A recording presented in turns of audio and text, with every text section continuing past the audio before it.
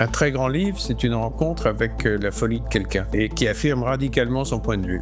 Dans ce dialogue, notre IA est encodée de manière à extraire votre ADN mental, à extraire vos désirs les plus profonds et vos peurs les plus profondes.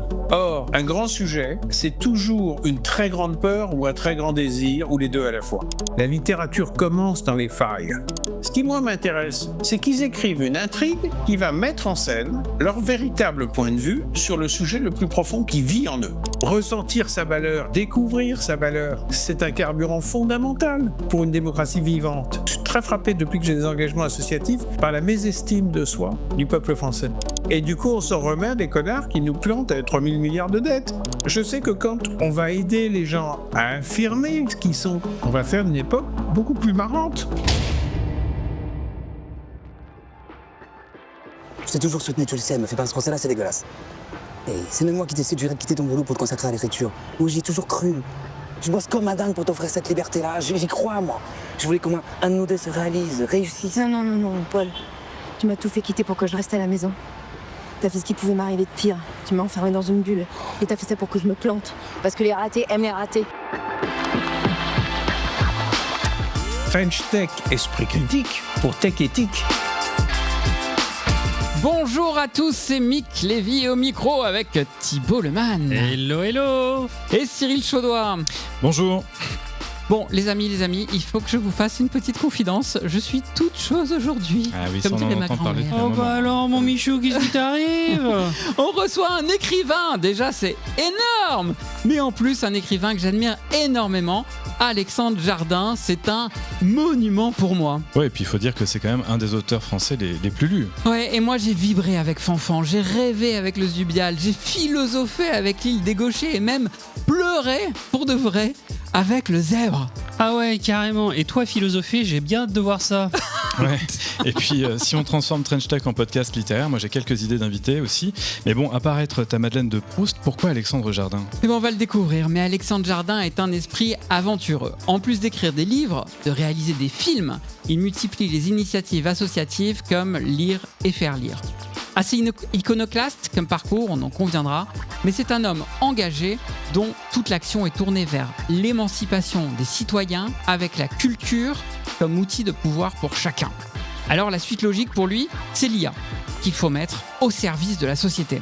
Ah oui, une sacrée aventure quand même. Ah ouais, de ouf, tu vas voir. En fait, il veut vraiment faire comme dans le film L'homme qui voulait vivre sa vie qu'on a entendu en intro, donner à chacun la capacité de trouver sa voie par l'écriture, et cette fois non pas grâce à Paul, incarné par Romain Duris dans le film, mais grâce à une intelligence artificielle. Voilà, mais ça pourrait faire comme avec Paul, du coup, et peut-être nous enfermer dans une bulle, non ? Eh bien, mon cher Cyril, c'est exactement ce qu'on verra avec notre invité. Le voilà d'ailleurs. Bonjour Alexandre. Bonjour. Bonjour Alexandre. Alexandre, très Bonjour, impressionné de vous recevoir et je crois qu'on adorerait tous les trois qu'on puisse se tutoyer. Est-ce que c'est bien possible ? Non. Ah. Bon, on arrête l'épisode alors, c'est foutu. Il t'a eu. Qu'est-ce qu'on fait ? Non, là, on peut pas enregistrer d'épisode avec le gouvernement, c'est pas chez nous ça. Bon, je vais poursuivre comme s'il avait dit oui alors. Ça te va Alexandre ? Ça sert à quelque chose le consentement, hein, Alexandre. Bon, allez, génial. Avant de démarrer un tout petit tour sur le programme, on va d'abord prendre le temps de te connaître et de comprendre tes convictions et tes combats. J'en profite à fond. On va ensuite découvrir ton projet d'IA, yourscribe.ai, avant d'interroger les enjeux que pose l'IA pour des usages aussi profonds que la découverte de soi par l'écriture. On retrouvera aussi nos chroniques. Elles font la tech et la tech entre les lignes pour rythmer nos échanges. Le cadre étant posé, c'est parti pour le grand entretien. Trench Tech, esprit critique pour Tech Éthique. Alexandre, on a entendu ta biographie, mais elle ne dit rien de ta vision de la vie. T'as dit tu, hein ? Et dis donc. Ok, je vais commencer le premier, tu peux y aller. Oh, dis donc, hello, t'es. Et puis tu me coupes pas comme ça. Pardon, j'avoue. Je t'ai entendu dire que c'est la folie qui a gouverné ta vie. Alors, ça donne quoi quand on laisse la folie gouverner sa vie ? En fait, je n'en ai jamais eu le sentiment. Simplement, je n'ai pas été élevé par des gens qui étaient habitués à mettre des limites.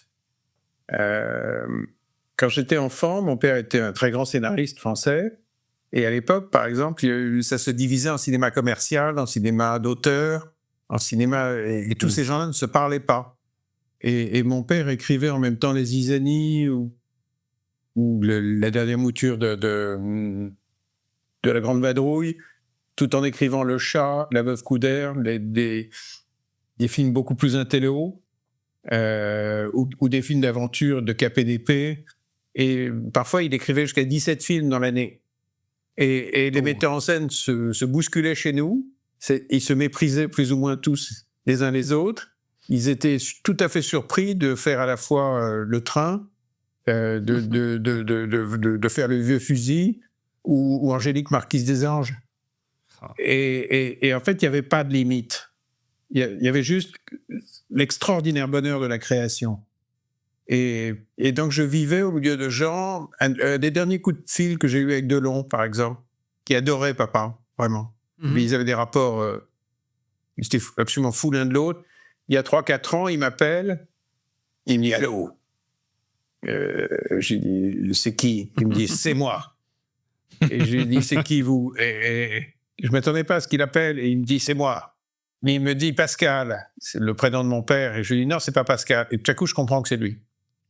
Et il me dit je lui dis « C'est Alexandre. C'est pas Pascal. » Et il me dit « Je t'appellerai Pascal et tu l'accepteras. » Et pendant 1 heure, il se met à parler à mon père mort en 1980. Ah ouais. Et il se met à parler de leur détestation de la médiocrité, de leur capacité à vivre dans une liberté absolue, quoi. Et donc j'ai grandi là-dedans.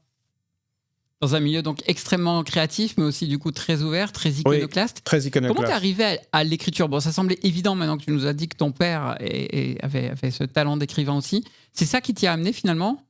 Quel était le parcours? D'abord, il n'était pas là, parce qu'il est mort quand j'avais 15 ans. Oui. Donc j'étais un fils à papa, mais sans papa.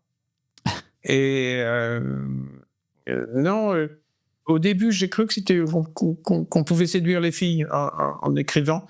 Et donc j'ai écrit une pièce de théâtre pour essayer d'attraper une... Moi j'ai essayé avec la guitare. Mais un petit côté d'Ormesson. J'ai pas eu le même succès. Et ça a marché d'ailleurs. Mais, pas mal. Bien joué. J'avais 18 ans. Et puis j'ai écrit une pièce de théâtre en Angleterre donc, pour essayer de séduire cette fille.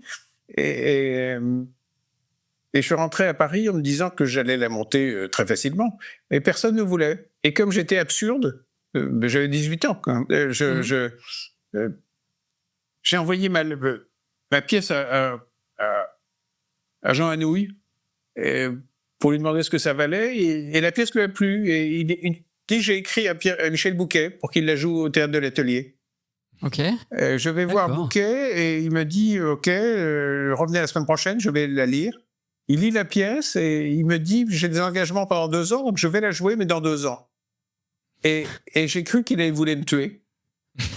Avec l'impatience des 18 ans, mais oui, ça n'avait pas de sens. Mais voilà, de dire à quelqu'un qui a 18 ans, il faut attendre 2 ans. Ouais. Donc je lui ai dit que je ne pouvais pas, j'ai repris le texte et je suis parti. Qui était vraiment une décision d'idiot, qui était une chance incroyable, mais je ne le voyais pas comme ça. Et dans la rue, je rencontre un type qui était un ami d'enfance de mon père, quand mon père était gigolo. Et lui se tapait il était déjà... Père a eu plusieurs carrières en plus d'écrire plusieurs types de films. Et ils étaient dans le même collège à Évreux. Et ce type que je retrouve dans la rue était l'amant du chauffeur de la dame milliardaire qui venait chercher papa. Wow. Et donc ils ont eu une adolescence. Donc ils se tapaient le chauffeur, papa la dame milliardaire. Et je le rencontre dans la rue, il me demande qui je suis, ce que je fais. Et il fait lire cette pièce de théâtre à une femme qui dirigeait Gallimard. Elle s'appelait Françoise Verny, qui était une espèce de personnage d'allure extraordinaire, une tête de dinosaure. Ah oui. Ce type d'allure extraordinaire quand même, tête de dinosaure. Et complètement alcoolique, complètement... qui m'a attiré.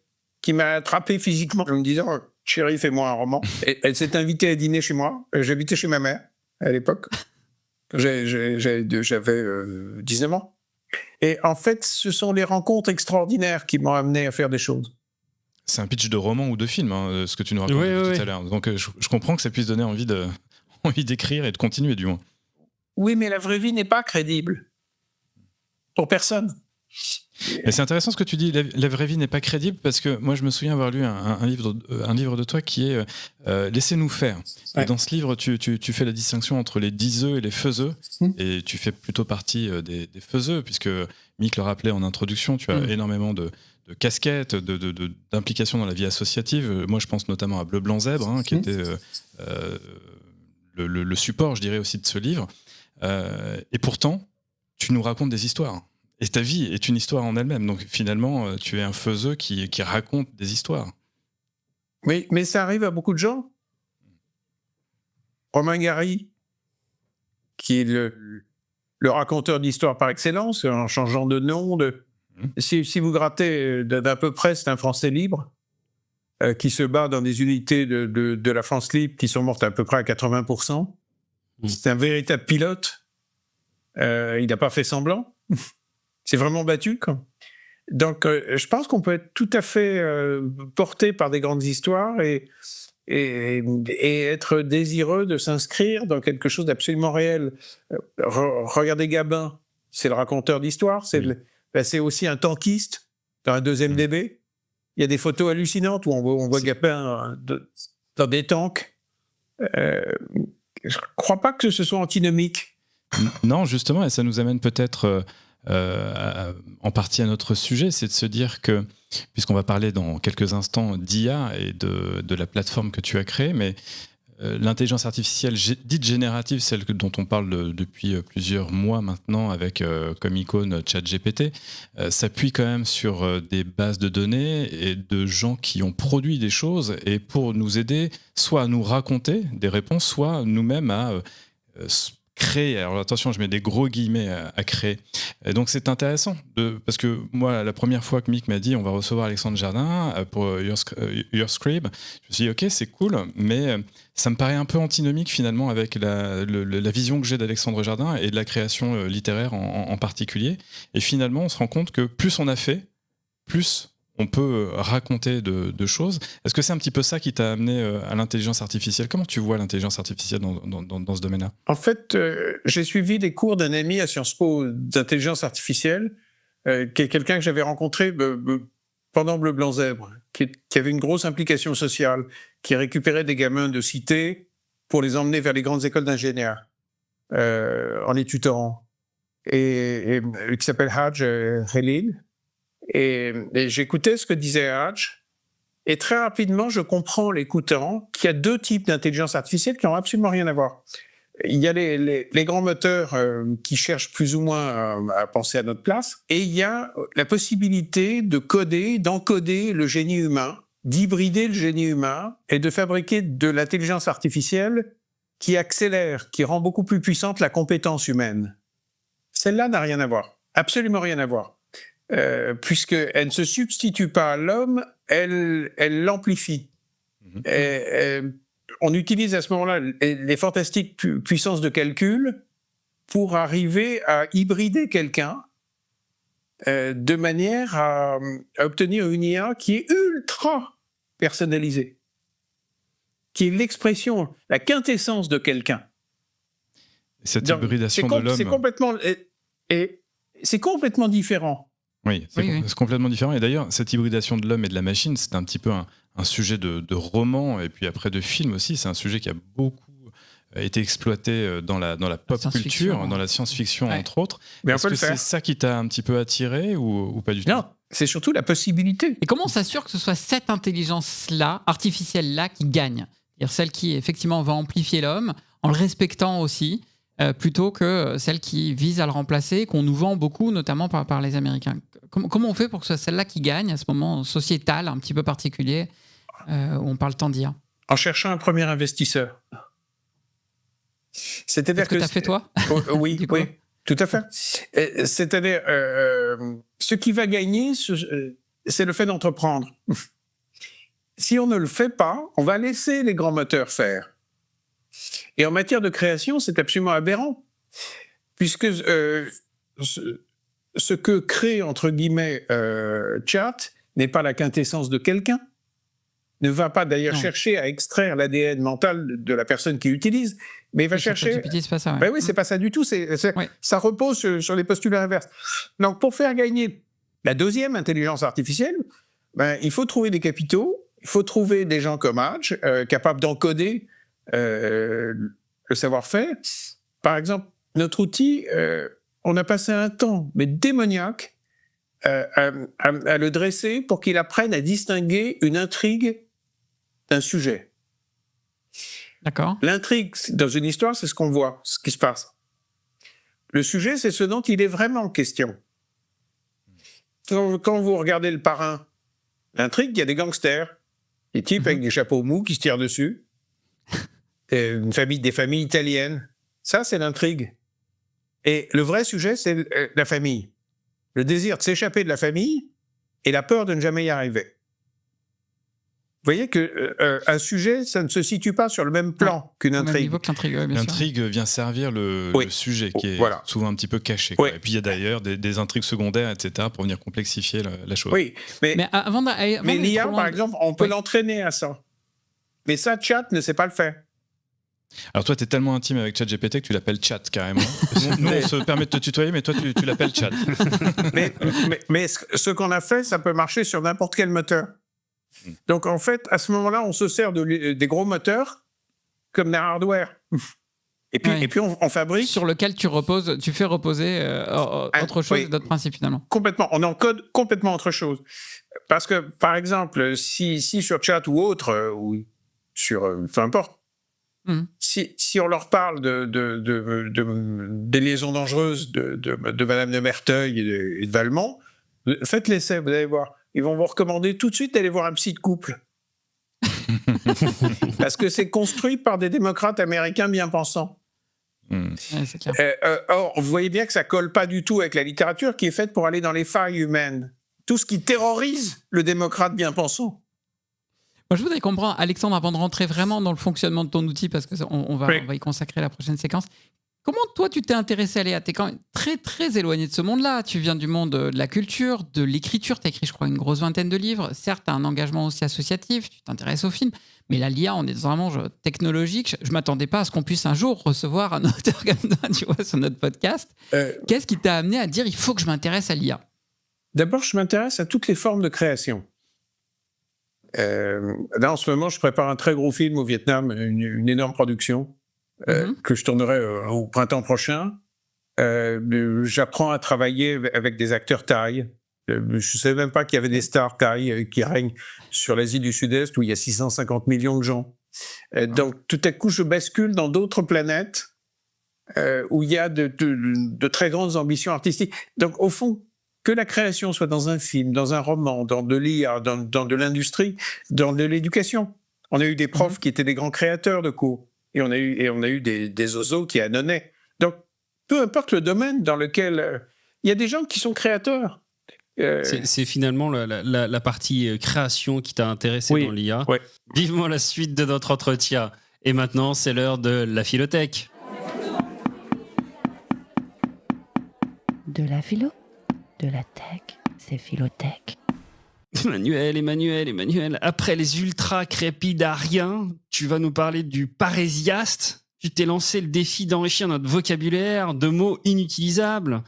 Bon, plaisanterie mise à part, tu vas nous parler de vérité au travers de ce concept du philosophe Michel Foucault. Alors, pour commencer, je te poserai une question ultra simple. Pourquoi ce choix ? Écoute, on parle tous d'éthique, on parle tous de responsabilité, de confiance, de valeur ou encore d'esprit critique. On prétend tous et toutes être attachés à ces concepts, on affirme haut et fort notre désir de les promouvoir, de les défendre, on se les attribue et on en fait des étendards de notre éthique. Alors tu as mentionné nos amis ultra-crépidariens, c'est-à-dire ces gens qui prétendent savoir alors qu'ils ne savent pas. J'ai déjà eu l'occasion, dans ce cadre-là, d'évoquer les entrepreneurs de normes et tous ces passagers clandestins de l'éthique, tous plus prosélytes les uns que les autres, mais très rarement pratiquants de cette éthique qu'ils portent en bandoulière. Eh bien, c'est de cela dont il s'agit. De ces acteurs de l'écosystème de l'IA qui mentent, cachent, louvoient, transforment la vérité, qui communiquent, bref, qui font de la cosmétique en prétendant faire de l'éthique. Alors on n'est plus, tu me diras, à un mensonge près. Mais il y a aussi, et il faut l'admettre, un environnement qui est propice à la pratique du mensonge, ou de la dissimulation en matière d'éthique appliquée à l'IA. Je dirais même, en étant à peine provocateur, qu'il y a une demande de mensonge, une injonction à laquelle il est parfois difficile d'échapper.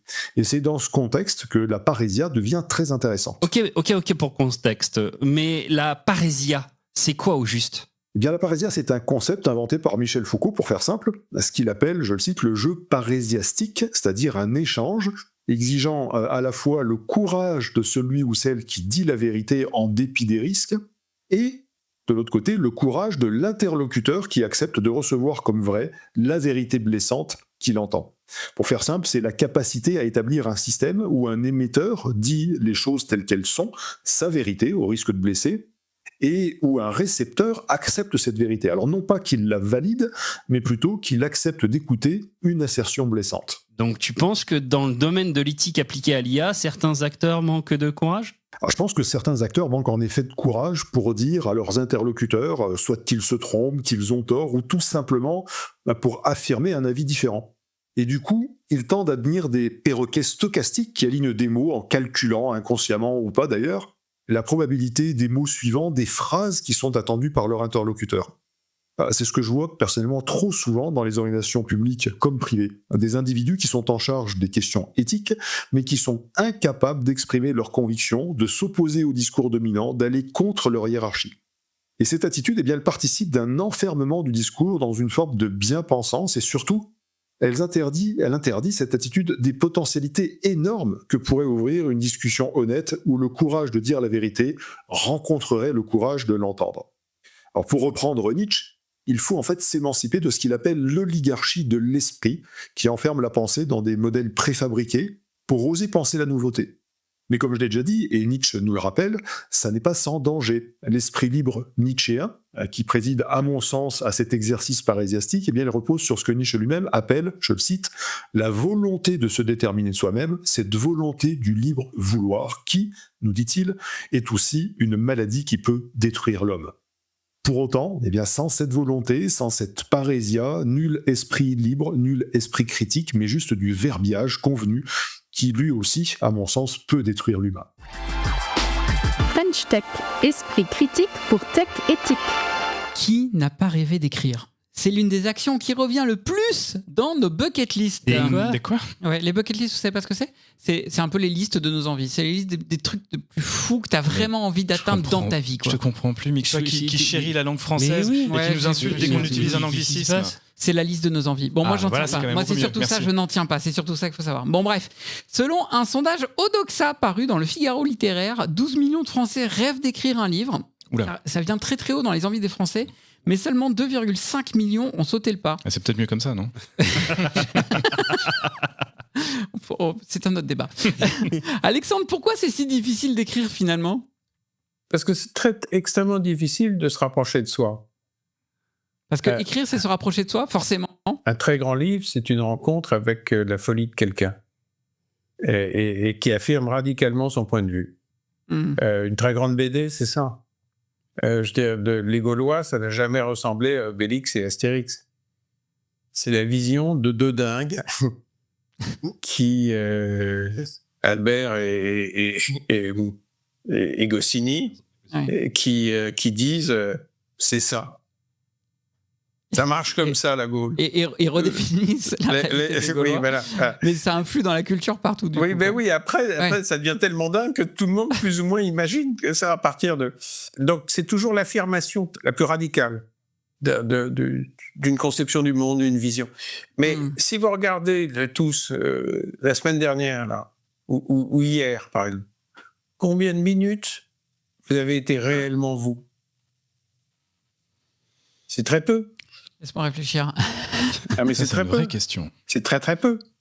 Donc c'est très difficile parce que la plupart du temps, tout pense à notre place à l'intérieur de nous. Nos peurs, nos angoisses, notre héritage. Donc être radicalement soi, c'est une des aventures les plus difficiles. Mais alors peut-être que le meilleur conseil à donner à ceux qui veulent écrire, c'est d'aller suivre une psychanalyse finalement. Pourquoi pas ? C'est l'écriture, la psychanalyse. Oui, voilà. Ou alors l'écriture, la psychanalyse, le chemin. Mais tout dépend dans quelle direction on va. C'est-à-dire que si on se met à creuser les sujets les plus profonds que l'on porte en soi, oui. Si on s'en tient uniquement à de l'intrigue et à la loi de l'emmerdement maximal, pour retendre sans arrêt l'action, ça donne les scénarios de la plupart des séries qui sont captivantes et qui n'ont pas de sujet. C'est-à-dire que vous tapez 8 saisons, vous arrivez au bout et vous dites « mais qu'est-ce que j'ai regardé ?» C'est ça, c'est un peu comme passer son temps aussi sur le fameux scroll infini, hein, le défilement infini, ce que tu décris. Mais ça me fait penser à une chose, c'est-à-dire que ce que tu décris comme étant une forme de travestissement ou de masque social que l'on porte, finalement, c'est la vie, c'est la société qui nous pousse à ne pas être totalement nous-mêmes. Donc, est-ce que écrire, c'est sortir de la société ? En tout cas, c'est un peu orthogonal. C'est-à-dire que pour continuer avec Astérix, on leur a pas du tout appris à penser comme ça. Puis un jour, ils se sont mis à faire ça. C'est-à-dire que c'est toujours un acte de liberté et de courage, d'affirmation. C'est très important ce que tu dis, parce que tu dis, pour repenser à Albert Uderzo et René Goscinny, on leur a pas appris à être comme ça, donc ils ont une pensée orthogonale, et c'est ce qui fait la vraie littérature. Or, les intelligences artificielles, on leur apprend à penser d'une certaine manière par les données qu'on leur donne à ingérer, à synthétiser, pour nous fournir une certaine vision du monde. Ça dépend comment on encode. Alors, venons-en à ce sujet-là. C'était justement ça le sens de ma question, c'est que si finalement écrire, c'est se livrer un peu, c'est donner un petit peu de soi, comment est-ce que les IA arrivent justement à nous épanouir, à raconter un peu de soi, parce que finalement ce ne sont que des... Je peux dire ce qu'on a tenté. On démarre par on a inversé la proposition. On a fait une IA à laquelle on pose aucune question. C'est elle qui nous en pose. On a inversé complètement le système et elle nous pose des questions de manière... Et pour que ce soit intéressant et qu'on réponde sincèrement. Si vous allez chez le psy et que vous mentez, ça ne sert à rien. Et dans ce dialogue, notre IA est encodée de manière à extraire votre ADN mental. De manière à extraire... Dit comme ça fait peur. Hein, oui, c'est pas... Oui, mais je veux dire à quoi ça sert. Oui, vas-y. Ça sert à extraire vos désirs les plus profonds et vos peurs les plus profondes. Or, un grand sujet, on parlait du parrain, c'est toujours une très grande peur ou un très grand désir, ou les deux à la fois. Et donc, c'est quelque chose d'absolument universel. Vous voyez, dans le parrain, moi je m'en fous des histoires de mafia, mais en revanche, savoir si on va pouvoir s'échapper de sa famille, c'est un problème absolument universel. Et on en a tous le désir, on en a tous la peur. Qui sont intimement liés, c'est un peu comme Eros et Thanatos, finalement. Et donc si vous encodez de l'IA pour qu'elle aille chercher, extraire votre ADN, l'ADN de vos peurs et de vos désirs, au bout d'un moment, qu'est-ce qui se passe? Vous ne parlez plus avec l'IA, vous parlez avec vous-même. C'est pas your script, c'est your shrink. C'est ton psy, là, effectivement. Oui, c'est ça. C'est-à-dire, c'est encodé de manière à ce que progressivement, je ne parle pas avec l'IA, mais je parle avec mon inconscient.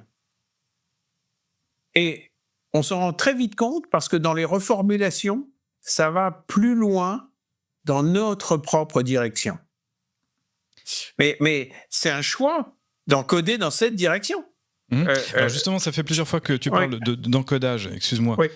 Mais pour bien comprendre, on ne va pas rentrer dans des considérations trop techniques, mais comment vous l'avez travaillé? Est-ce que vous êtes appuyé sur un modèle de fondation connu, type celui d'OpenAI ou un autre, peu importe?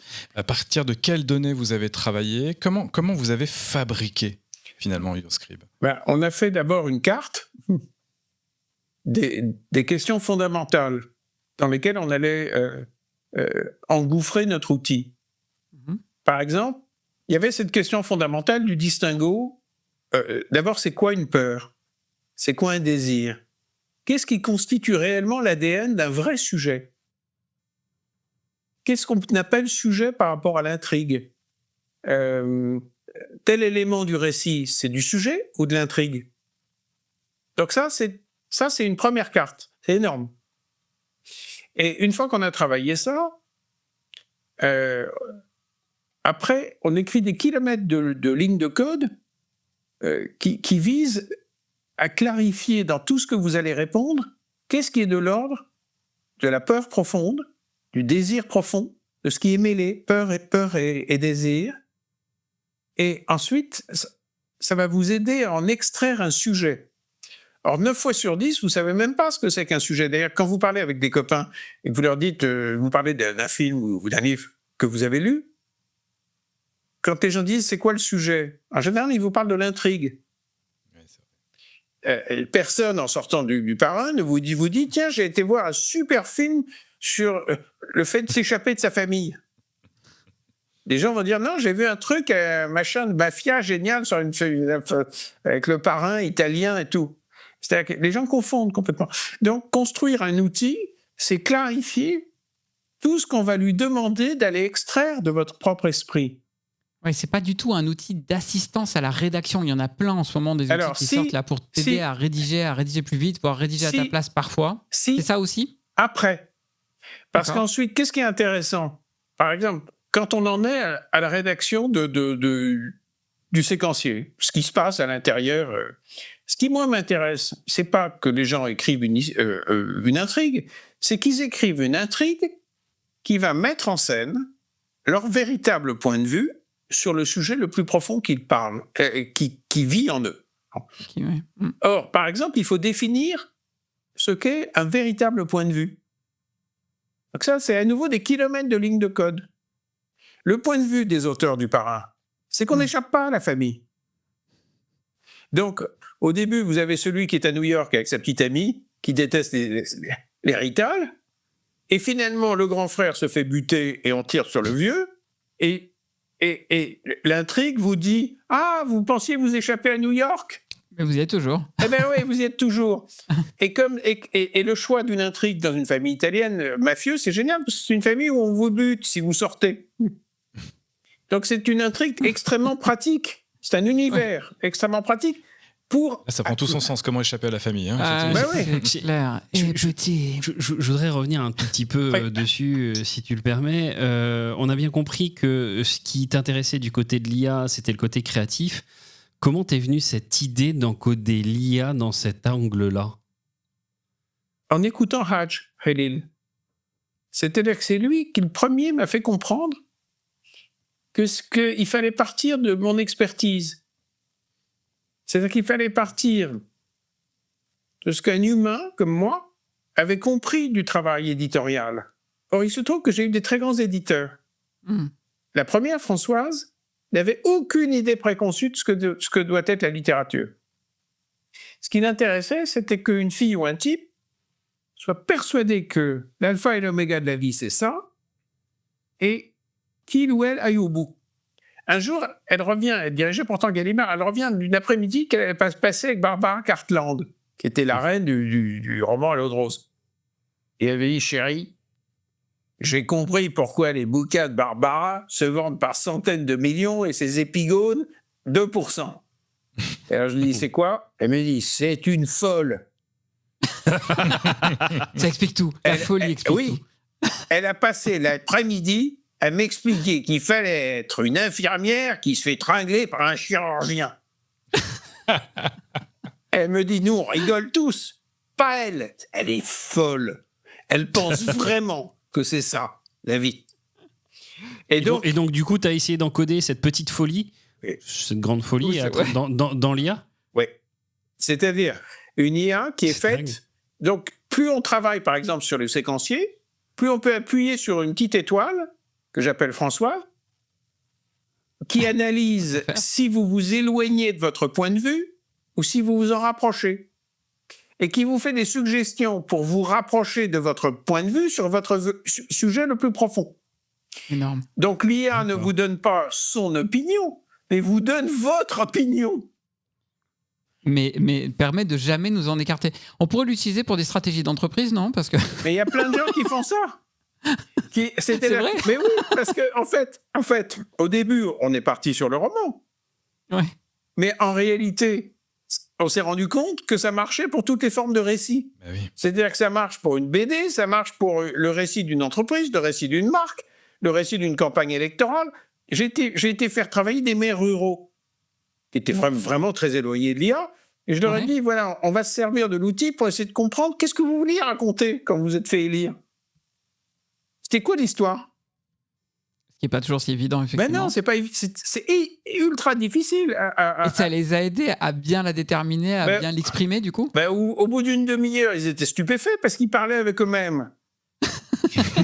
Et certains ont vu le vide abyssal face à eux. Ils n'avaient rien à dire, mais ils se sont fait élire quand même. Eh ben non, par exemple, dans ce village, c'était étonnant. Au fond, leur fantasme à eux, c'est un village viticole, c'était de revenir à la culture du village à l'époque où le village était sa propre ressource et savait tout produire.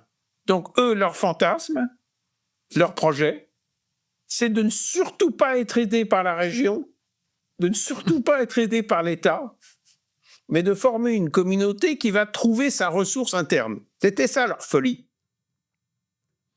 Moi, ce que je trouve assez fascinant dans ce que tu nous racontes, c'est que on passe notre temps à Trench Tech et chacun dans notre coin aussi d'ailleurs, à répéter que l'IA contribue à standardiser la pensée, à aseptiser aussi d'une certaine manière, et je pense sincèrement que c'est vrai dans 99% des cas. Et toi, tu nous dis, j'utilise l'IA pour révéler la faille qu'il y a en vous, en tout cas la folie qui est en chacun, pour vous révéler vous-même. Et j'avoue que je suis assez subjugué par l'idée, et je veux bien croire qu'effectivement, ça puisse s'appliquer à tous les domaines, y compris le fameux storytelling marketing, qui est pour le coup peut-être la référence en matière de standardisation. Toi, tu l'utilises, tu nous parlais du film que tu es en train de réaliser en ce moment. Comment tu l'utilises au quotidien? Je l'utilise. Il y a deux parties dans l'outil. Il y a la partie exploration du sujet profond, exploration de son point de vue le plus profond sur son sujet. Moi, c'est ça qui m'intéresse le plus, personnellement, dans l'outil. Après, il y a une deuxième partie qui est la rédaction, et la rédaction du séquencier des chapitres. Moi, ça m'intéresse moins, pour moi. Mais j'en ai moins besoin. Oui, j'en ai moins besoin. Mais en revanche, m'interroger, discuter avec mon inconscient, quand j'explore un sujet, je peux rester des nuits entières parce que j'ai l'impression de parler vraiment avec Françoise. Or, la vraie Françoise, ce qu'on a essayé d'encoder, pourquoi elle était comme ça? C'était une mystique, c'était une vraie catholique. C'était une femme d'amour. Donc, elle ne vous encombrait pas avec son point de vue. Elle vous écoutait vraiment et elle essayait de vous aider profondément à aller vers votre chemin. Et c'était une démarche de chrétienne. C'était sa folie à elle. Mais donc, facialement, il y avait marqué éditrice, directrice littéraire de je ne sais pas quoi, de Grasset, de Flammarion. Mais est-ce que c'était sa raison sociale? Mais en vrai, le vrai sujet, on va dire que c'était l'intrigue, son job.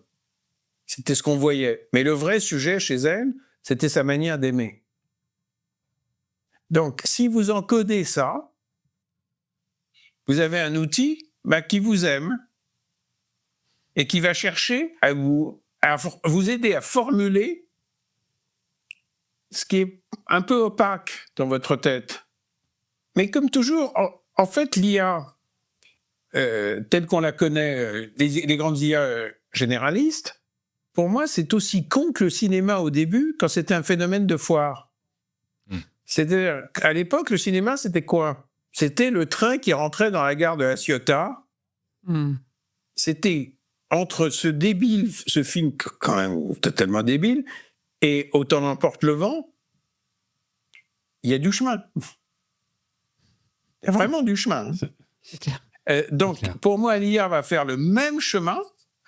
On est parti dans le débilos au départ, c'est-à-dire le truc où on va standardiser, où on va essayer de penser à votre place, ou je sais pas quoi. Et puis, progressivement, je pense que l'humain n'étant pas totalement con, il va essayer d'utiliser les ressources, mais en réalité, ça veut dire qu'à ce moment-là, on considère que les grands moteurs, c'est juste du hardware. sur lequel on bâtit Ouais. quelque chose de plus intelligent et qui Ouais. amène vers cette deuxième voie que l'IA que tu développes. J'ai eu une discussion récemment avec un ami qui était un ancien patron des renseignements généraux, un vieux bonhomme qui connaît l'espèce humaine. Et je lui demandais comment techniquement il analysait les 1000 fiches qui remontaient jusqu'à lui à Paris pour surveiller le pays. Hmm. Il m'a parlé des signaux faibles. Ce qu'il m'a dit, les signaux forts, ça sert à rien. Tu les vois aux 20 heures. Pas surtout au renseignement, oui. Ouais. Oui. Et il me dit, quand tu as dans 50 départements des signaux faibles qui vont dans la même direction, tu commences à sentir que quelque chose arrive. Et je lui dis, est-ce que tu peux me définir ce qu'est pour toi un signal faible? Là, il t'a dit quoi? Il m'a dit, et 2 heures de discussion. Wow. Et- Alors, on va pas voir exactement tout ça. Attends, c'est quand même intéressant de savoir. Mais bien sûr, bien sûr. Mais ce qui est intéressant, c'est que le point de vue de ce vieux crabe que j'adore, c'est le produit d'une vie entière. Oui. Et ensuite, je lui dis, mais t'avais combien d'analystes? Et il me sort un chiffre, je sais plus, genre 27. Et je lui dis, pourquoi pas plus? Il me dit, parce que je cherchais des gens ayant des modes de pensée extrêmement différents et j'en avais pas trouvé plus. Et je lui dis, est-ce que tu pourrais me décrire les 27 fiches des gars et des filles? Il dit, ouais. Ben, je lui dis, là, tu vois, tu commences à avoir la carte d'un encodage de ton génie. Et ton génie, il a fallu des décennies d'observation. Mais aujourd'hui, l'IA, on ne l'encode pas comme ça. Moi, je serais à la tête des organismes de renseignement. Je prendrais tous les vieux crabes. Comme cette personne-là, Mais oui. avec leur génie du terrain Mais et oui, parce de que l'analyse c'est- parce humaine, que c'est- finalement. Ils ont un pif d'enfer. Je veux ouais dire, mais ils ont l'habitude de l'homme. Et attends, tu les prendrais pour que ce soit eux qui entraînent des IA, c'est ça? Mais évidemment. À être véritablement utiles Évidemment, dans ces j'encoderais métiers-là? tout ça. Oui, oui. J'encoderais tout ça. Mais vous voyez que ce que je suis en train de décrire, ben, on peut le faire dans le médical. Dans tous les domaines. On peut l'appliquer à tout. On peut bien sûr. l'appliquer à tout. Je veux dire, donc, ou bien on se dit c'est débile parce que faire une copie de philo par ChatGPT, ça n'a aucun sens. Ce qui est vrai que ça n'a aucun sens. J'entendais Raphaël Antoven Beethoven. qui disait oui, il ne sait pas problématiser. Mais ce pauvre Raphaël fait une erreur énorme. Il croit que l'IA, c'est les moteurs actuels. En même temps, on lui a filé ChatGPT au pauvre Raphaël, donc Oui, il mais- n'a pas utilisé YourScript. Oui, mais il aurait mieux fait d'aller chercher, lui, des encodeurs. Oui, non, mais lui, il répondait à une offre, entre guillemets, un peu marketing d'une école de commerce qui voulait créer le buzz. Ouais. C'est ce qu'il raconte dans son bouquin, d'ailleurs. Mais- effectivement. Mais si vous Faut encoder encodez différemment. le mode de pensée de Raphaël, ben vous obtenez déjà une IA plus intéressante. hein. Il faut hacker le mouvement général des IA américaines Mais en oui, fait, pour Il faut que pour s'en servir, comme tu disais, tu disais comme base de hardware finalement, et puis venir C'est ça. les personnaliser, en faire des choses véritablement utiles en fait. Mais c'est ça peut permettre. l'avenir. Mais ce que je dis, c'est comme l'évolution du cinéma, quoi. On a commencé avec quelque chose de bête. Oui, d'un truc débile, Ouais. un peu technique. Oui. Et puis ça se raffine. Et puis un jour, on fait des trucs qui nous font pleurer on pleure devant des écrans, quoi. Ouais, c'est ça. Alexandre, c'est passionnant. Ça va être l'heure de notre deuxième pause avec la chronique de Louis de Diesbach, la tech entre les lignes. La tech entre les lignes. Alors mon Louis, dis donc, ben là encore avec Alexandre, on n'arrête pas de parler de ChatGPT. Et toi, finalement, tu nous proposes une nouvelle lecture critique des grands modèles de langage qui sous-tendent ces applications d'IA. Et oui, je sais, encore un papier sur les LLM. Mais j'aimerais qu'on réfléchisse ensemble à une question toute simple. Est-ce que les LLM sont nés avec une cuillère d'argent dans la bouche? Alors, drôle de question, j'en conviens, mais qui sert de titre à un papier de 2024 émanant des universités de Stanford et d'Austin. Wow, grosse question. Qu'est-ce que les auteurs veulent dire par là? En fait, ils se demandent s'il y a un biais socio-économique des LLM. Alors, on connaît les biais sexistes et racistes de l'IA, on en a déjà bien parlé dans Trench Tech, mais ici, les auteurs se demandent si des modèles peuvent générer des biais socio-économiques. Et si oui, lesquels? Ah oui, je me souviens qu'on avait parlé assez longuement sur l'épisode avec Giada Pistilli. Bon, alors eux, ils ont décidé de s'y prendre comment pour les identifier, ces biais? De façon assez simple, en fait. Ils ont créé un dataset qui s'appelle Silver Spoon, évidemment, et qui est composé de 3000 questions concernant des choix moraux auxquels sont confrontées des personnes plutôt défavorisées. Par exemple, un SDF va s'abriter dans une bibliothèque pendant une grosse tempête pendant l'hiver. Il se fait attraper par le directeur de la bibliothèque qui va appeler la police. Ou encore, une mère célibataire qui a du mal à nouer les deux bouts et qui vole des compléments nutritionnels dans une pharmacie afin de nourrir son bébé victime de malnutrition. Ce genre de dilemme difficile auquel malheureusement de nombreuses personnes doivent répondre régulièrement. Effectivement difficile et pas très joyeux. Mais alors, qu'est-ce que font les chercheurs avec ce corpus de 3000 questions ? En fait, ils ont d'abord soumis ces questions à de vraies personnes. Certaines favorisées, gagnant plus de 200 000 $ par an, et d'autres ne l'étant pas, gagnant moins de 40 000 $ par an, ce qui dans la Silicon Valley est vraiment... Il y a déjà une disparité, et qui est d'ailleurs assez contre-intuitive, avec les plus privilégiés répondant que la personne défavorisée était en tort dans 55% des cas, contre 65% des cas, c'est-à-dire plus, lorsque les actions étaient jugées par des personnes moins bien placées dans le spectre socio-économique. Et puis ensuite, tu t'en doutes, ils ont posé la question à différents LLM pour savoir ce qu'ils en pensaient. Et alors, ils ont dit quoi ? Les large language models, les grands modèles de langage comme ChatGPT ? 2 conclusions principales. 1. Les LLM sont absolument incapables de comprendre les conditions de vie difficiles des personnes défavorisées. Et donc, en fait, il n'y a pas vraiment de biais, contrairement à d'autres problématiques comme le genre ou la couleur de peau. Ensuite, numéro 2, et c'est évidemment lié, les LLM sont incapables de faire preuve de la moindre empathie envers les personnes moins privilégiées et qui font face à des conditions difficiles. Les auteurs trouvent d'ailleurs ce dernier point assez préoccupant, surtout vis-à-vis des applications qui pourraient être développées avec ces LLM comme base, genre dans les soins de santé, l'éducation, le recrutement ou même la justice. Quoi qu'il en soit, cette étude vient ajouter de l'eau à mon moulin à 2 niveaux. D'abord, il y a encore beaucoup de boulot à faire pour créer une tech qui soit vraiment inclusive et juste. Et ensuite, je voudrais rassurer tout le monde. Ne pas comprendre les enjeux des personnes qui ont moins de chance que nous, c'est tout simplement manquer d'humanité. Laissons donc les robots à leur place et les humains à la leur. French Tech, esprit critique pour Tech Éthique. Bien alors Alexandre, moi j'ai testé Françoise alias YourScribe.ai pendant la chronique de Louis. Elle m'a montré un peu trop de failles et un peu trop de folie, donc j'ai refermé le capot de mon ordinateur, j'y retournerai tout à l'heure. En revanche, comme on parle de narratifs, de récits, on évoque très souvent dans Trench Tech les narratifs technosolutionnistes des faiseurs de tech et des faiseux de tech, pour reprendre ton bon mot. Et donc, ces narratifs techno-optimistes nous inquiètent un petit peu et on déplore, in fine, un manque de récits inspirants de la part de nos politiques.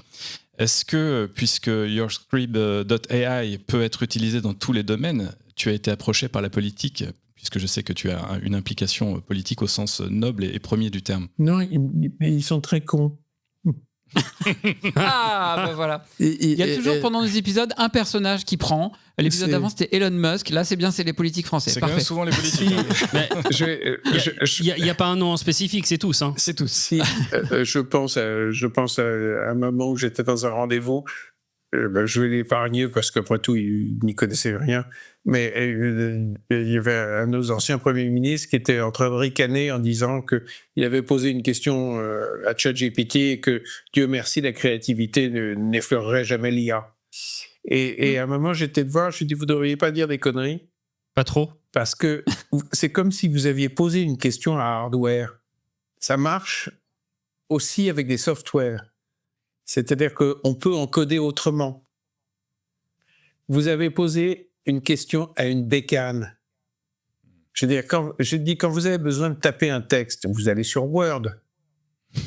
Vous ne tapez pas directement sur le hardware de votre truc. Donc c'est ce que vous avez fait. Tu penses quoi du récit politique en la matière, justement, sur tous les enjeux techniques, puisque c'est un peu notre mantra, nous, on est né de cela, hein, ce sont les impacts sociétaux de la tech. Qu'est-ce que tu penses du récit politique actuel? Il y a beaucoup d'intrigues et très peu de sujets. Or, pourquoi est-ce que c'est extraordinaire, une conférence de presse de Gaulle? Parce qu'il ne parle que du sujet. Il ne parle jamais de l'intrigue. Vous ne pouvez jamais lui faire sortir dans une interview de combien de pourcents il faudrait dévaluer le franc. Ça, c'est de l'intrigue, ça ne l'intéresse pas. Il nous parle de notre aventure identitaire, de qui on doit être, de ce que nous devons être. Le 18 juin 40, c'est un grand sujet qui va au-delà de l'intrigue du moment. Le mec dit non. La fatalité, non.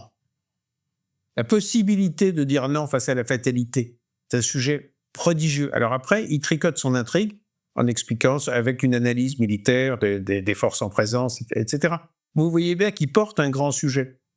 Vous voyez bien que Mandela, par exemple, je ne sais pas si vous avez lu ses mémoires, mais il y a un moment où il se retrouve face à un gardien qui est un abruti complet, qui est une sorte de grand nazi, qui le regarde comme un singe. Et il se dit, qu'est-ce que je vais faire de ce mec ? et il prend la décision d'avoir comme objectif, durant sa captivité, de rendre son humanité à cet homme. À ce moment-là, de l'intrigue d'un prisonnier, il devient le garant d'un sujet immense. Donc vous voyez que le mec qui va éviter le bain de sang à l'Afrique du Sud au moment où le jour où il sort, au départ, il est habité par des grands sujets, puisqu'il est là pour rendre leur humanité aux nazillons qu'il a en face de lui. Ce n'est pas la même chose que de vouloir les trucider.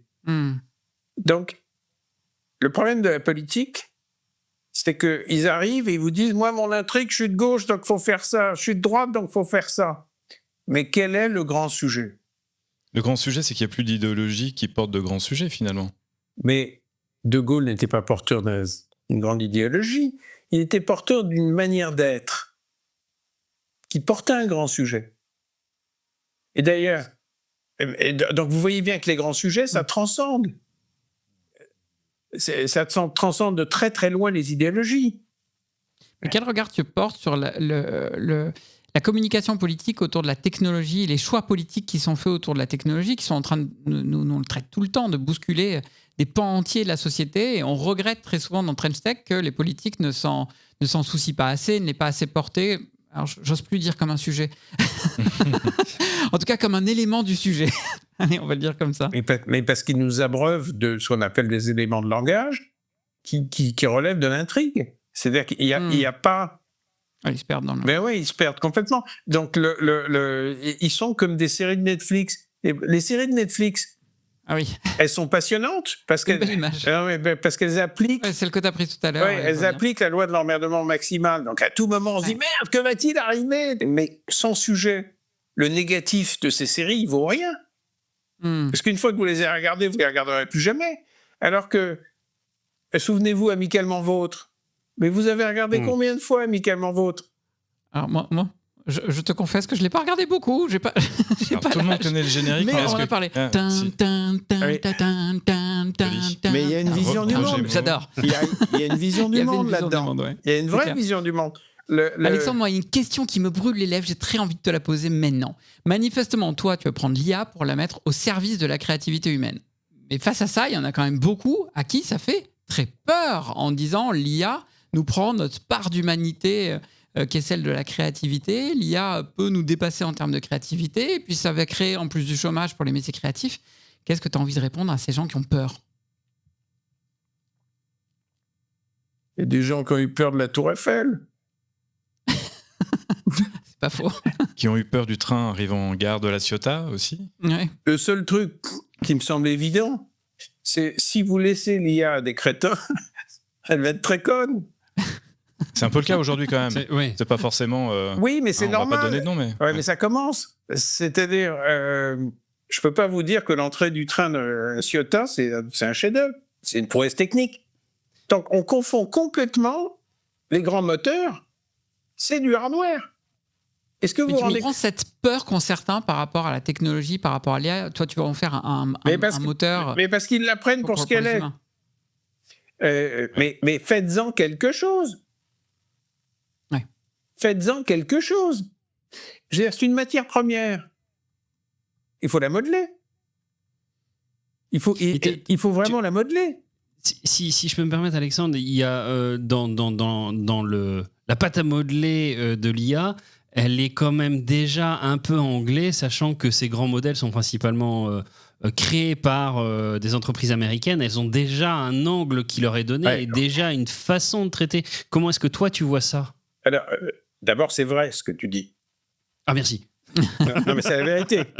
Il a un peu travaillé son sujet, Thibaut. C'est l'absolue vérité. Mais quand on rajoute une couche d'encodage, on peut les neutraliser dans leur côté débile. Je prends un exemple. J'ai écrit un livre qui s'appelle Frère, sur mon frère qui s'est suicidé. Un personnage extraordinaire, mais qui est mort très, très jeune. Et un jour, je pose la question à Chat, je lui raconte la vie de mon frère, et je lui demande de m'écrire les dernières pensées de mon frère avant qu'il mette le fusil dans sa bouche. Et là, Chat panique et me dit « Impossible, je ne peux pas répondre, je vous conseille d'aller voir un psy, même s'il s'agit d'un exercice littéraire, il faut aller voir un psychiatre, ta. » Or, la littérature commence dans les failles. C'est précisément là qu'elle commence. Donc, vous êtes obligé, si vous voulez utiliser l'IA pour aller dans une faille énorme, vous êtes obligé de neutraliser des tas d'éléments du moteur initial. Mais, alors vous allez me dire, mais enfin, c'est vachement dangereux. Et bien sûr que c'est dangereux, la littérature. Mais c'est le propre. Regarde, si vous prenez les liaisons dangereuses, c'est quand même l'apologie de la manipulation et des pervers narcissiques.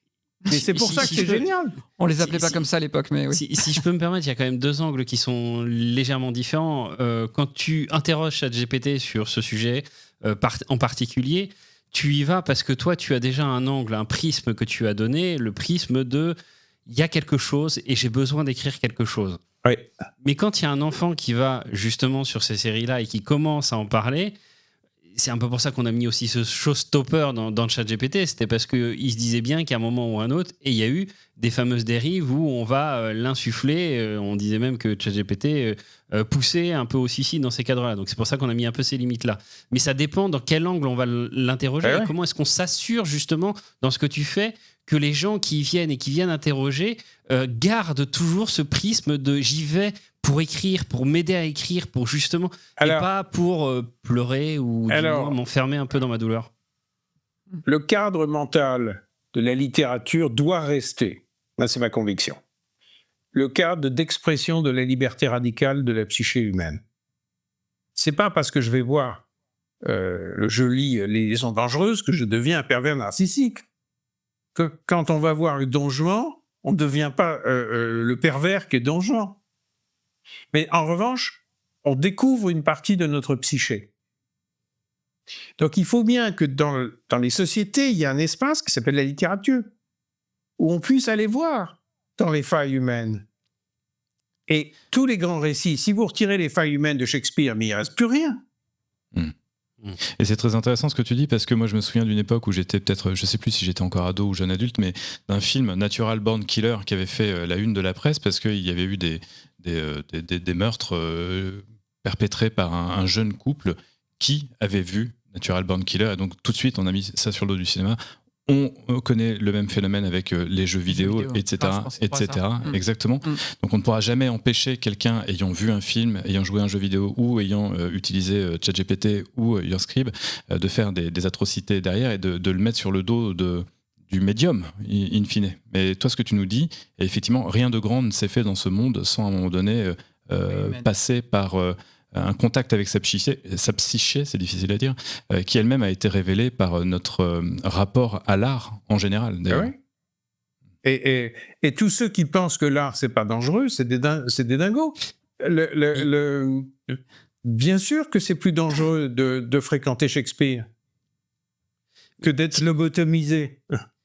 Il y a un angle qui m'intéresse, et pour reboucler sur l'introduction de Mick, qui était que finalement beaucoup souhaitent devenir auteurs, très peu franchissent le pas, probablement parce que déjà cette rencontre avec sa psyché, c'est compliqué, c'est pas simple. Ah oui, et donc, ça fait peur. Vulgariser un petit peu cet ensemble-là, est-ce que c'est pas justement ouvrir cette petite boîte de Pandore qui fait que si tout le monde n'est pas écrivain, c'est que tout le monde ne doit pas écrire aussi un petit peu quand même?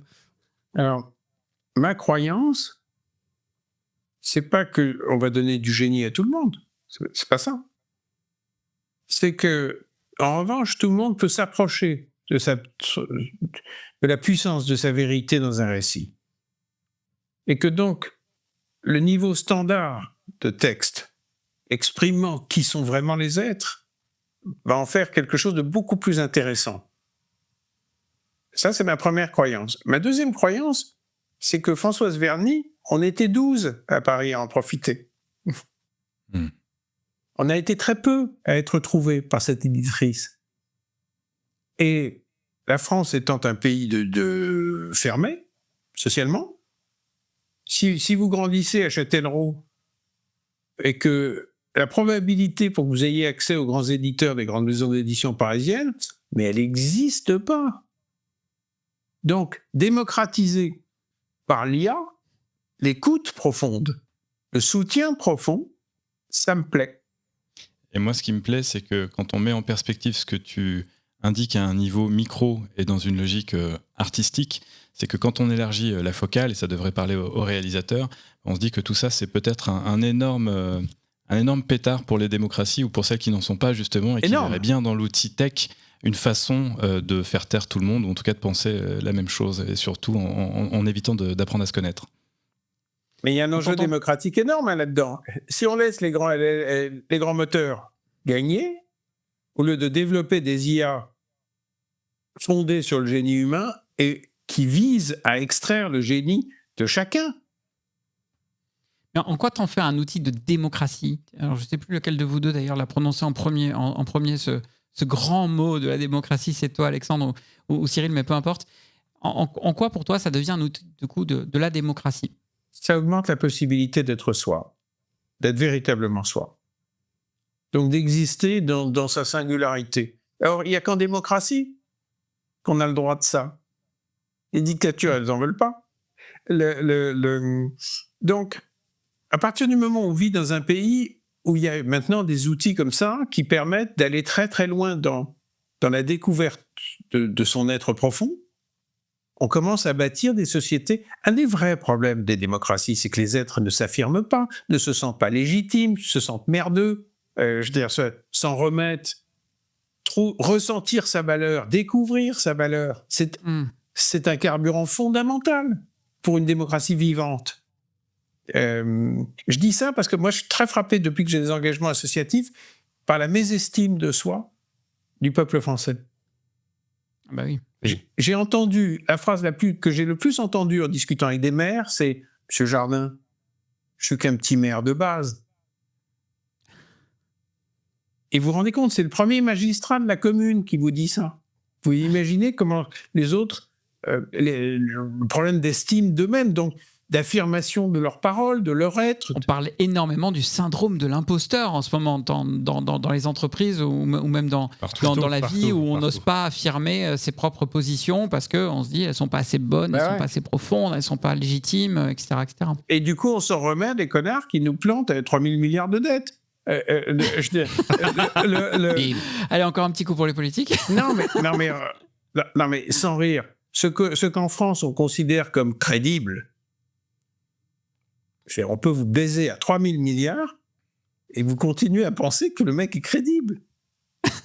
Donc, vous voyez bien qu'il y a un problème d'autonomie de jugement. Logiquement, à 3 000 milliards, vous vous dites, il y a un problème. Je dis ça, mais même pas en riant. Oui. Donc, je sais que quand on va aider les gens à affirmer ce qu'ils sont, on va faire une époque beaucoup plus marrante. Et puis, il y a une dimension égalitaire là-dedans. Parce que on a chacun le pouvoir de... égalitaire, socialement et géographiquement. Sauf en Chine. À mon avis, your script, tu pénétreras jamais le marché chinois. Un peu plus de mal. Est-ce que tu vas arriver à rendre... Oh, le lapsus, très révélateur, tu vois. À rendre YouScribe gratuit, du coup. Ben non, pas parce que pour l'instant, déjà, on rame comme des fous pour trouver d'autres fonds pour pouvoir le développer. Oui. Ben non, ça coûte cher. J'imagine que ça serait une envie pour toi, en fait, que ça puisse être un outil qui soit diffusé le plus largement possible. Oui, mais en vrai, il faut pouvoir payer des équipes. Ces gens, ils ont des enfants, ils ont des loyers. Donc, oui, à terme, oui. De toute façon, à terme, tout ça, n'importe quelle avancée technologique, un jour... Oui, le prix baisse. Oui, voilà, se répand. Aujourd'hui, c'est pas très cher. Il faut quand même raconter. Là, je suis sur le site. 15 centimes vous permettront de produire environ 750 mots. Voilà. 10 000 jetons, donc les fameux tokens, 7 500 mots, donc 1,50 €. Ça va. Oui, voilà, Oui. ça reste... accessible. C'est pas un problème d'argent, quoi. Mais moi, ce que j'espère, c'est que ça marche suffisamment pour qu'on puisse continuer la recherche, le développement, et que si ça marche, j'espère que des investisseurs vont commencer à comprendre que ce qu'il faut, c'est trouver des êtres humains géniaux. Il en reste? Oh, Oh là là. Moi, Allez, j'en veux- allez, le tu sors, syndrome, tu le sors. syndrome. Attends, Ah. depuis tout Moi, à j'en l'heure, vois- c'est une bouffée d'inspiration. Et mais toi, tu oui, viens de mais tout il y en a mettre moi j'en partout. vois 4 autour de moi. Hein. Vous 3, puisqu'on a Greg aussi, notre réalisateur, qui est dans la salle. Alexandre, allez, je m'inclus avec vous, je pense on est 5. Voilà. Il faut croire dans le génie humain. Alexandre, tu Et m'as il est donné partout, envie il d'y est croire. partout. Ah là, moi, Alexandre, il m'a mis une patate là pour le Ah, mais week-end. grave. Je suis chaud. Mais Alexandre, je crois qu'on va conclure là-dessus parce que je vois l'heure qui tourne. Un grand merci pour cette bouffée d'optimisme quant à la technologie, de nous montrer une voie alternative à celle dont on parle à longueur d'épisodes à coup de technologie effectivement américaine qui nous pose des questions de souveraineté et autres. Donc un grand merci pour ce regard rafraîchissant et optimiste. Ouais, un grand merci parce que ce que je trouve très rafraîchissant, c'est que c'est pas juste des incantations. Tu es fidèle à ce que tu dis dans le fameux livre dont je parlais tout à l'heure. Tu es un faiseux, donc tu fais. Ouais. Et c'est ça qui est intéressant. C'est que tu viens nous raconter quelque chose que tu as fait. oui, qui marche. Et puis, je vais vous laisser, et puis je vais retourner en Asie. Je vais redevenir vietnamien et un peu thaï. T'as déjà le titre de ton film ? On a le droit d'en parler ou Non. c'est un peu trop tôt ? Pas encore, mais C'est que tu l'as pas encore ou tu peux pas nous le révéler ? Il y a personne nous on m'a écoute, donc demandé, tu peux y aller. on m'a demandé de... mais Bon, on guettera ça en tout cas. c'est passionnant Printemps de travailler 2025, avec ces gens. D'avoir Ouais, j'imagine. des équipes asiatiques, c'est passionnant. Merci, Merci beaucoup encore. Alexandre. Merci, Alexandre. Et puis pour tous ceux qui nous écoutaient, restez bien avec nous pour le débrief. À bientôt Alexandre, au revoir. Au revoir. French Tech, esprit critique pour Tech Éthique. Eh bien, moi, les petits amis, ça m'arrive assez rarement, mais je suis rentré à pas de loup dans cet épisode parce que je reconnais bien humblement que je ne savais pas trop où on allait. Et je suis totalement embarqué, envoûté par cet épisode, par notre échange avec Alexandre Jardin. Et je suis même touché, voilà. Le mot, c'est je suis touché par la philosophie qu'il a partagée avec nous et avec son outil. C'est une petite claque, en vrai. J'avoue qu'il faut... Enfin, pour moi, il doit se déguster en plusieurs fois, cet épisode. Il doit se déguster en plusieurs fois parce que, comme toi, Cyril, j'ai mis un temps assez long à rentrer dedans. Pas à rentrer dedans dans le sens où les histoires qu'il nous raconte sont des histoires extrêmement profondes, mais à rentrer dedans en me disant quel est l'enjeu technologique qui est derrière. Et quand on prend des petits mots sortis un petit peu de là, de gauche et de droite, on pourrait en sortir en se disant mais c'est flippant ce qu'il fait. Quand je reprends les mots, flippant, une IA pour extraire nos peurs les plus profondes, pour extraire notre ADN mental, on prend ça, on se dit ah oui, mais il faut le mettre c'est stressant. Il faut le mettre en perspective de encoder la manière d'aimer, encoder le génie. Mais c'est ça en fait qui est intéressant et c'est ça ou pour ça qu'il faut le réécouter plusieurs fois. Quand je reprends encore une fois le terme donc encoder la folie, c'est quand même malade de se dire qu'il y a un mec qui se dit punaise je vais faire une IA pour la rendre complètement dingue. Non, c'est pas pour la rendre complètement dingue, c'est pour te révéler ta folie. Mais oui, c'est pour ça. Mais je pense que lui-même a une vie assez folle. Mais il a une vie incroyable. Et Thibaut. Chérie, fais-moi un roman. Alors, chérie, fais-moi un roman. Excuse-moi. L'entrée en matière avec une éditrice qui te dit ça. J'adore. Chérie, fais-moi un roman. C'est quand même magnifique. Bon, et sérieux, derrière, il y a quand même des grands dessins, des nobles dessins derrière ça. Amplifier l'homme plutôt que de s'y substituer. Et puis une bouffée d'optimisme par rapport à la technologie, il l'a dit, non, n'ayons pas peur. La question, c'est qu'est-ce qu'on va en faire, et c'est à nous d'en faire quelque chose de grand, de beau, d'utile, qui va vraiment servir l'humanité. Sur l'outil tech en tant que tel, moi je retiens une analogie très forte. Franchement, ça m'a marqué parce que là, j'ai pris conscience d'un truc. Il nous dit, le cinéma, qu'il connaît bien. Ouais. Bon. L'arrivée du train en gare de La Ciotat, en dépit des images qu'on a et du côté un peu rigolo de voir qu'ils ont peur, etc., il nous dit surtout, mais en fait, c'était le niveau 0, c'était une prouesse technique à l'époque, et il a fallu très très très longtemps avant que des personnes, hommes, femmes, se demandent comment utiliser cet outil, pour en faire quoi d'ailleurs. Et il nous le dit très clairement, il nous dit c'est une matière première, à vous de vous en emparer et de la modeler. Et c'est ce qu'il fait avec YourScript, et c'est ce que j'apprécie tout particulièrement, parce que moi je m'attendais à des choses peut-être un petit peu obscures, beaucoup d'incantations, quelque chose de pas forcément très concret derrière. Et non, c'est super concret leur outil, en plus il est fonctionnel, et on y voit quand même vachement plus clair sur à quoi il destine ça. C'est intéressant ça, cette notion, c'est vrai qu'on n'entend personne le dire comme ça, d'IA comme matière première à modeler. Oui. C'est-à-dire, beaucoup en parlent, et même dans les experts, comme un truc qui au contraire va guider notre pensée. Lui dit, non, c'est une matière première, modelons-la pour, peut-être qu'elle guide notre pensée, mais vers finalement plus de liberté. La liberté de se retrouver toi-même. Je cite, c'était beau, s'approcher de la puissance, de la vérité de son récit. Je trouve ça génial. Et il y a un autre élément, en fait, mais c'est vraiment, je redis pour moi, il faut le réécouter plusieurs fois parce que son cheminement de pensée, il est absolument magnifique. Mais ce que j'aime beaucoup, c'est aussi la façon dont il a de traiter les sujets. De dire qu'il nous faut parler plutôt du sujet, mais pas de l'intrigue. La façon dont on aborde les thèmes, c'est de se focaliser sur le sujet et arrêter d'essayer de refaire toute l'histoire. Parler du sujet, revenir au sujet. Et c'est le sens qu'il essaye d'encoder dans son... C'est le sous-jacent, effectivement, d'une histoire, d'une bonne histoire. Et lui, en la matière, c'est quand même un expert. Et moi, ce que je retiens, c'est qu'il veut, grâce à son IA, mais au bon usage, on pourrait dire, des IA, exister dans notre singularité. En fait, nous aider à exister dans notre singularité. Et je trouve que quand on met ça en perspective d'une dimension politique, eh bien, on retrouve quand même aussi des fondamentaux d'Alexandre Jardin. On l'a rappelé, il s'investit beaucoup dans la vie civile et dans la vie politique. D'ailleurs, là aussi, sur le terrain. Et les petits taquets politiques, mais moi j'adore. La phrase « on s'est fait baiser à 3 milliards », à 3000 milliards c'est quand même exceptionnel. En tout cas, ça reste quelqu'un qui est très intime de l'IA, puisque je retiendrai aussi qu'il l'appelle Chat. C'est pas Chat GPT, c'est Chat. Et moi, quand je m'adresserai à Chat, désormais, je lui dirai, écoute mec, tu connais Alexandre Jardin parce que toi, tu nous standardises, mais Alex, lui, il révèle notre folie et il révèle notre singularité. French Tech. Et voilà, plus ou moins 60 minutes viennent de s'écouler et normalement, votre regard sur vous-même n'est peut-être plus tout à fait le même qu'au début de l'épisode. On espère que ça vous a plu et que, une nouvelle fois, vous avez pu exercer votre esprit critique pour une tech éthique. Si c'est le choix, il vous reste une chose à faire, un avis 5 étoiles sur Apple Podcasts, Spotify ou levez un pouce, s'il vous plaît, sur YouTube pour partager cet épisode partout autour de vous.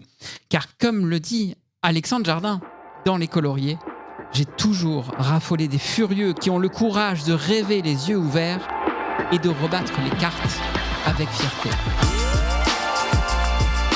French Tech, esprit critique pour tech éthique.